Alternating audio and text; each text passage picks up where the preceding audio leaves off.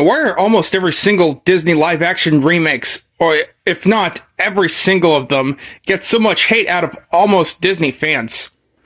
I may sound like I'm one of those haters, but I don't hate Disney in general. But it sure is far up there. Anyways, peeps, I'm gonna go through several websites to read out why those remakes suck while you sit back, relax, and watch somebody else's gameplays like every fucking episode or some shit.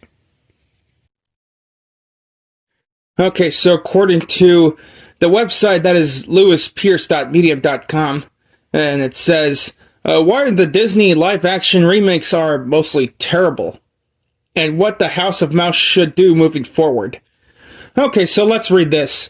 Wherever you go, you will experience a form of Disney, whether it is the hundreds of licensed IP they have, or the merchandise they sell, or even the television channels they own. It is hard to miss their influence on many aspects of popular media, as arguably one of, if not the largest corporation in the world potentially in history. All eyes tend to be on what the next move will be from the company. Yeah, those are true fucking facts in this motherfucker. Yeah, you got that right, Lewis. However, there are so many parts to Disney, it is hard to keep track of what is going on at any one time. However, arguably its oldest and most loved aspect is the original stories that they have told throughout their esteemed existence. Yo, no shit. Everybody knows the classic princess tales of Cinderella, Sleeping Beauty, and Snow White, or the acclaimed animation blueprints like The Jungle Book, Lady and the Tramp, and Dumbo, and people will always consume these stalwarts of childhood entertainment, no matter the age, on Disney+. Yeah, I see it. The issue is Disney are struggling to come up with new ideas, and have therefore become less popular, especially with the rise of other animation studios and other more successful children's fare. Well, are they running out of ideas to make sequels as well? So, when you are intellectually bankrupt in an ever-moving business, what would you do? You double down, of course. Well, holy fuck. It all started with the Maleficent in 2014, starring Angelina Jolie as the titular villain, or hero in this case. The film attempted to tell a different story, taking liberties with the original fairy tale to create a new potential classic.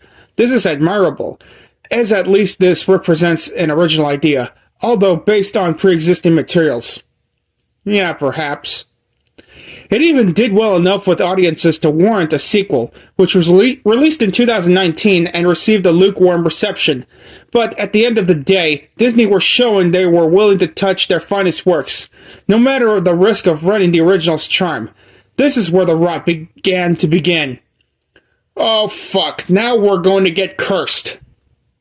Since the original Maleficent arrived, not including the sequel, there have been 12 live-action Disney remakes and a few new spins on the original source material, such as Christopher Robin and Cruella, which felt like a less magical version of the Angelina Jolie Disney movie.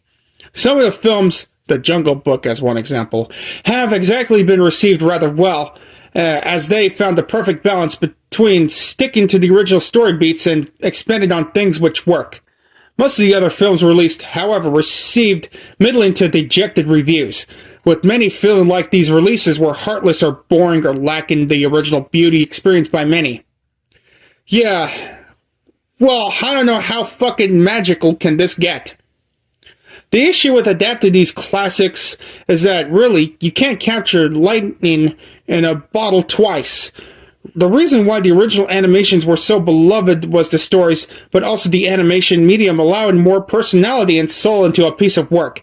It is hard to try and, for example, capture the same magic on display in The Lion King in live action. Sure, the animals may look hyper-realistic and the CGI might be groundbreaking, but to bring something to live action and attempt at making it grounded, you cannot do with an animated fairy tale or tale in general, as either it loses the realism or is no longer justified, or it just becomes so realistic that it becomes a slog.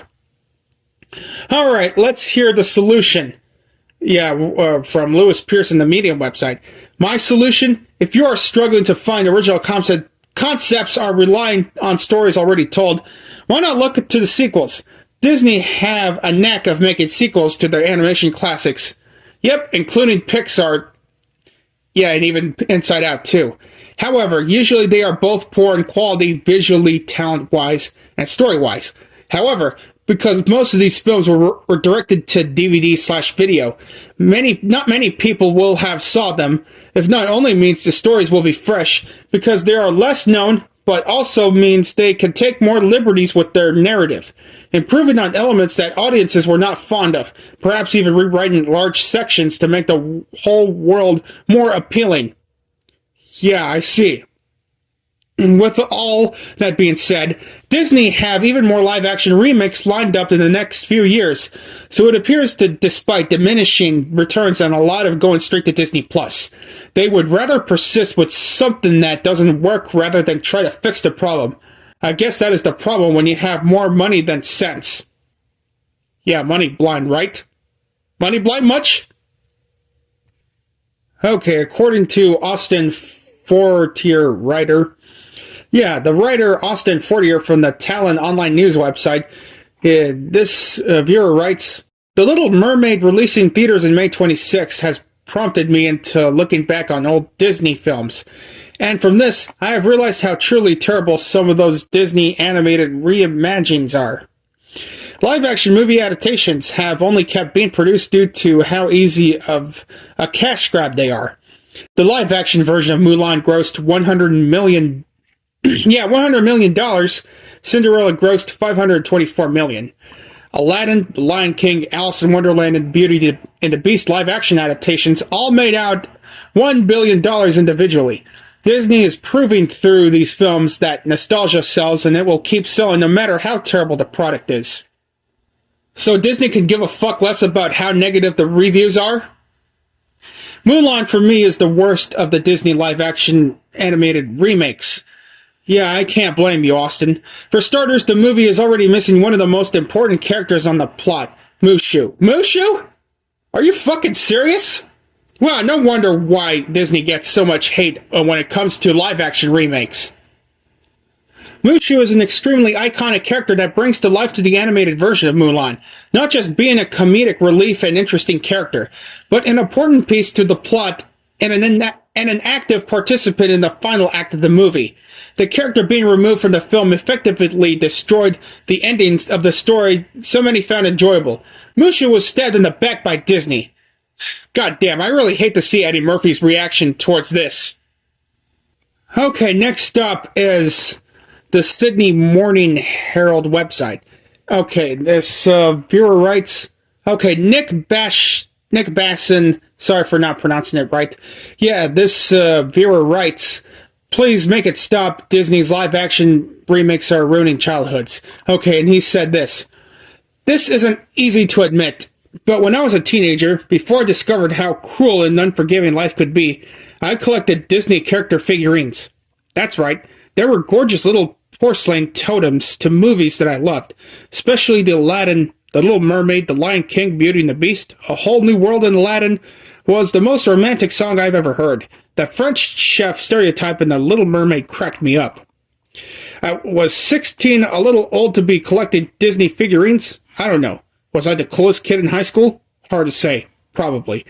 But I do know is that aside from some insensitives that don't play in 2023, those movies hold up. They're still fun and funny and heartwarming. The remakes, however, are the exact opposite. The insensitivities are gone, which is nice. But so is any storytelling element that might evoke the human emotion other than fear and rage. Well, I'll be damned. When I say remakes, I am not really including the reboots and reimaginings and spin-offs like Alice in Wonderland, Maleficent, and Cruella movies that try to take the original stories into a new direction. I'm talking about The Little Mermaid, which comes to this week and features Halle Berry as Ariel. Sorry about that. As far as I can tell from the trailer, she's got a great voice and will nail the songs. But look at Sebastian the Crab. Look at Flounder the Fish. Look how they massacred my boys. Your boys. Sorry. Real-life crabs are not aesthetically pleasing. They look like monsters. They appear to have stuck a pin in Flounder and sucked all the cute cuddliness out of him because he appears to be not well. Well, fuck. And if you made the mistake of watching the Kiss the Girl teaser, well, Then you probably haven't slept because it is terrifying. I would take the plastic bug-eyed animatronic flounder from 2019 TV movie The Little Mermaid Live over these cursed sea beasts. Well, I see. I feel your fucking pain. I really feel your pain, Nick. Okay, one more stop on the website, and that is CNET. And this viewer, Mark Serrels, writes, Disney's live-action remakes are cursed abominations. They're spoiling the classics for a whole new generation of children. Well, damn. Okay. So, Mark Serrels said this. My 9-year-old son grabbed the remote, fired up the old Disney Plus, and started scrolling. He landed on Pinocchio. Not the Pinocchio released in 1940, oh no. Not the movie film critic Leonard Maltin called the apex of animation. Not the movie that regularly hits the top 10 and best movies ever made lists. No, my son wanted to watch the new Pinocchio, the live-action remake currently front and center on the Disney Plus homepage. The Pinocchio that skipped theaters and went straight to streaming. The Pinocchio currently sitting at the world-beating 22% on Rotten Tomatoes. He wanted the real Pinocchio. With the energy of unhinged boomer unleashed, I made a fuss. This was a remake, I explained. A soulless remake at that.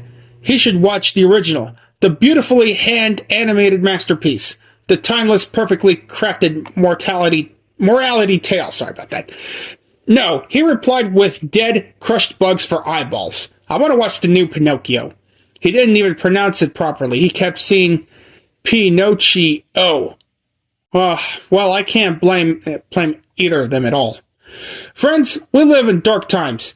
Disney is working through its back catalog of animated classics, stealing their souls one by one like an AI-driven, content-producing Grim Reaper. There was a Lion King, a movie so bad I can only assume it was bad on purpose. Then there was Mulan, a film that felt like a 2-hour trailer for a movie that was also somehow 2 hours long. Yeah, especially when Mushu was left behind in the remake version of Mulan.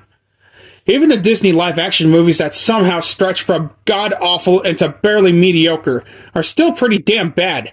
Beauty and the Beast, okay, I guess. Aladdin is arguably the best, but is still absolutely not good. Especially when compared with the source material, every one of them classics in their own right for unique reasons. Mulan, empowering and charming. Aladdin, boisterous and beguiling. The Lion King, classical and epic. Every single one of them reduced essentially to sludge. Movies that draw from the same palette. Movies that look the same, feel the same, and are, at best, conveyor belt products designed to generate revenue in the safest, most effective way possible. But the process works. That's the problem. It works a little too well. Children who have tiny caterpillars for brains and pre-programmed to have terrible taste. Left to their own devices, they will consume sugar, Roblox, and endless episodes of Booba until potty trained to enjoy things that are actually good. Even my own flesh and blood broke my heart, telling me the old Lion King sucked, and the new one was much better. Well, damn. We're like the cars queuing up to see Kevin Costner's baseball field at the end of Field of Dreams. A Pavlovian response no one could quite explain. Free will does not exist. If Disney built it, we will come. We'll come for reasons we can't quite fathom. We'll turn up not knowing why we're doing it. We'll arrive as innocent as children, longing for the past. We'll pass over the money without even thinking about it. For it is money we have, peace, and we have and peace we lack, sorry. And god damn it, it'll be first in line, I just know it. I'll be first in line, I just know it. Fuck. Well, we can all see why, almost every single Disney live-action remakes really fucked up the original franchise. So in conclusion, my fellow peeps, I don't know whether or not you still find those remakes just as interesting as the original counterparts. Nah, I take that back. You wouldn't even find that interesting as the original. Especially after I rented this shit that's part of the fucking Disney franchise. No wonder why CNET claimed those remakes as cursed abominations. If you Disney fans find them as cursed abominations, then stay the fuck away from them and stick with the original versions. I sure as hell would do so too.